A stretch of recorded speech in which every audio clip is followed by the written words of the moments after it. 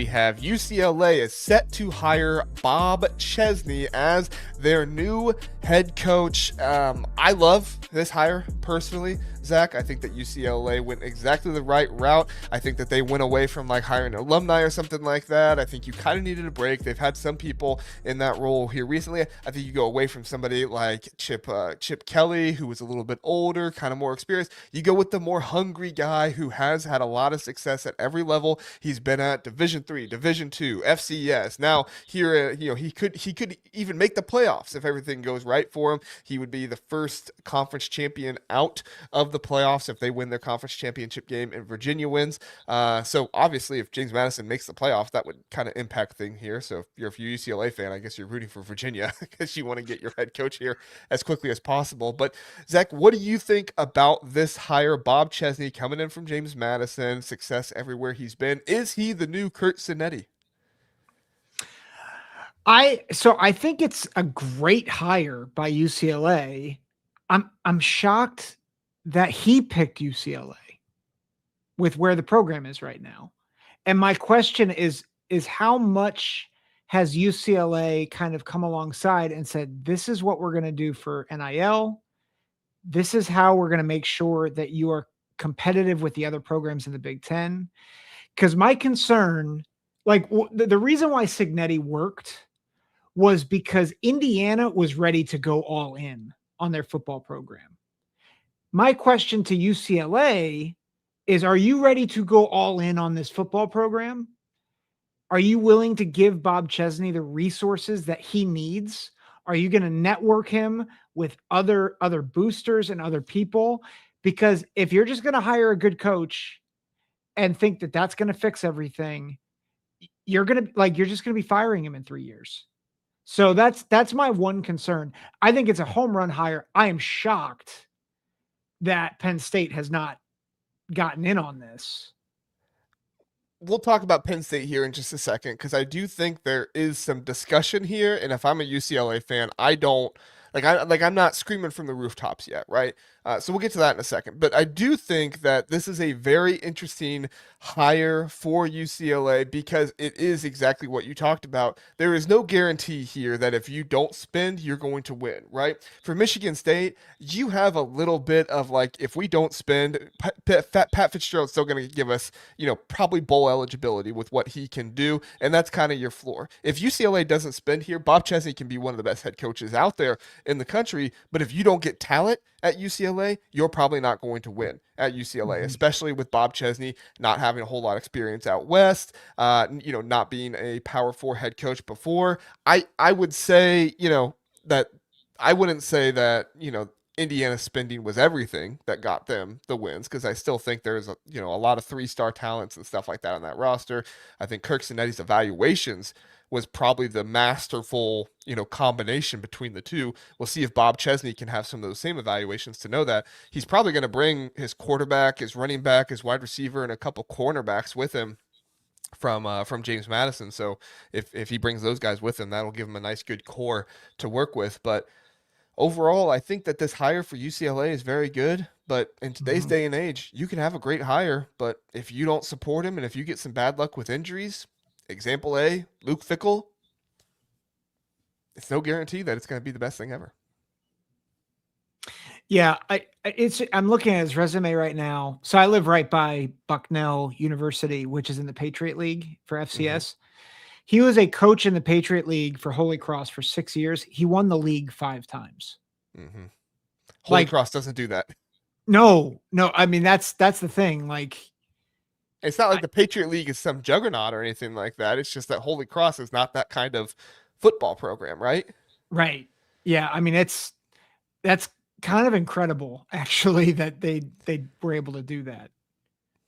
Yeah, and then he goes to James Madison, and he's about ready to win the Sun Belt this year at James Madison. So, I mean, I love this hire. I think it's great for UCLA. The only caveat I have is that, Penn State obviously going through it with Kalani Sitake, and this is one of my reasons why I'm like pump the brakes on calling Penn State out too much yet, because like coaching does matter, but your investment in NIL, your investment in getting players matters just as much, if not more, nowadays. And if even if Penn State goes out and hires, a pretty good G5 coach or something like that, they could have the investment.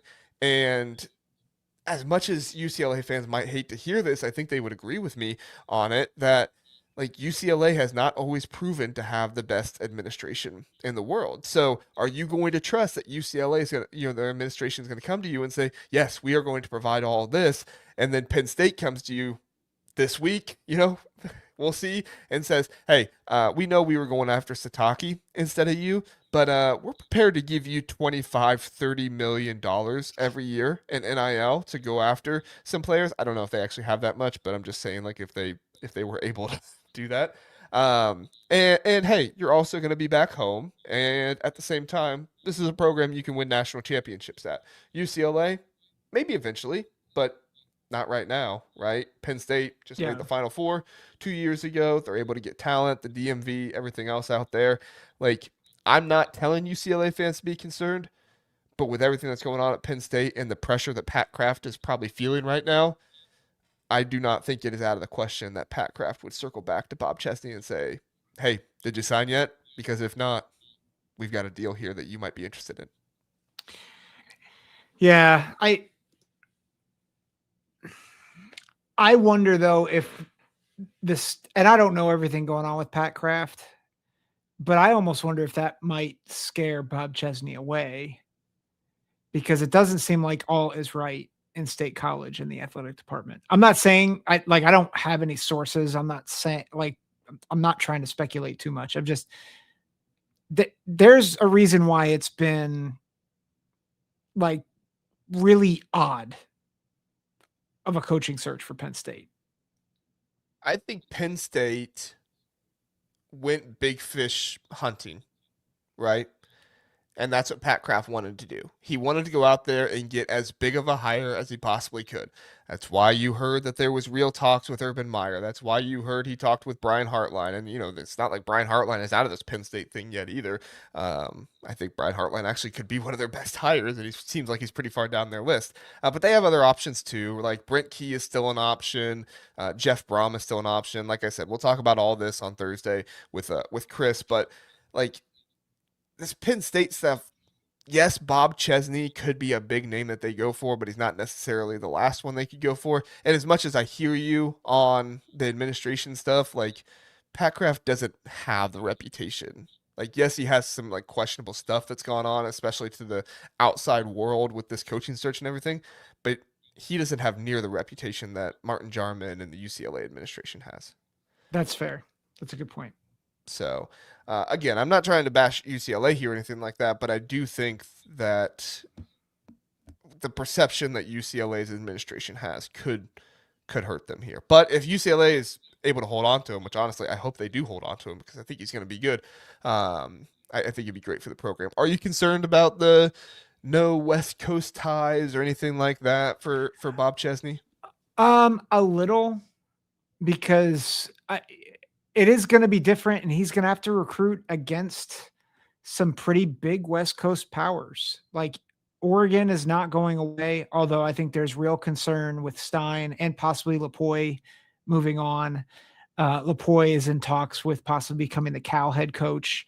I think they said that that's almost finalized at this point, so it's probably going to happen. Yeah. So there's like, you could see a dip at Oregon, but USC is still there.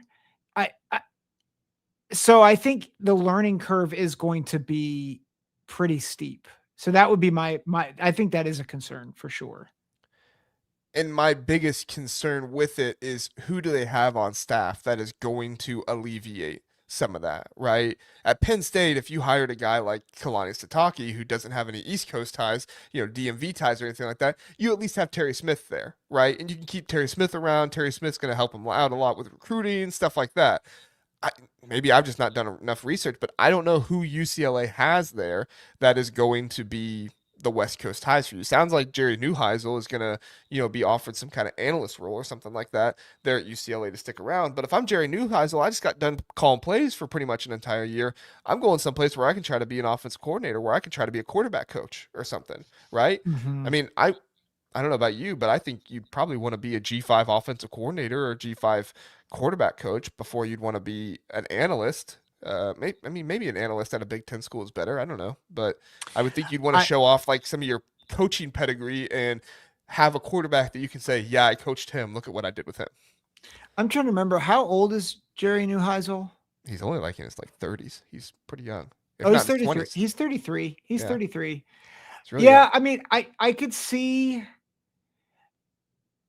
like probably a position coach at G5, maybe maybe co-coordinator, but I mean the kid called one or two great games. And then it He's still was I'm just saying, I can see why they're offering him an analyst role and not a bigger role, because he threw together a great plan against Penn State, which had bigger problems than just there were bigger problems there when they played them.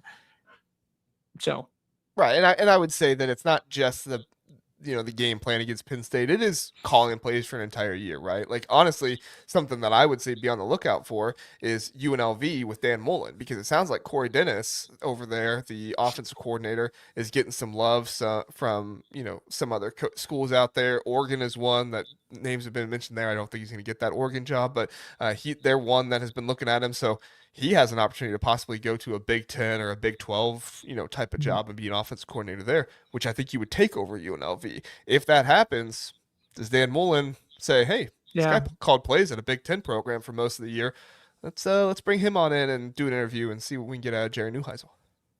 yeah, and you got the pedigree.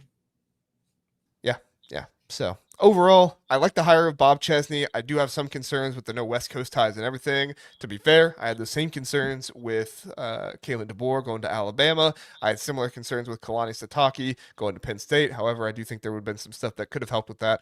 But overall, this would be a good hire by UCLA, and they should do everything they possibly can to make this happen and make sure Penn State doesn't come back around and try to get them to go there instead. Yep, agreed. So.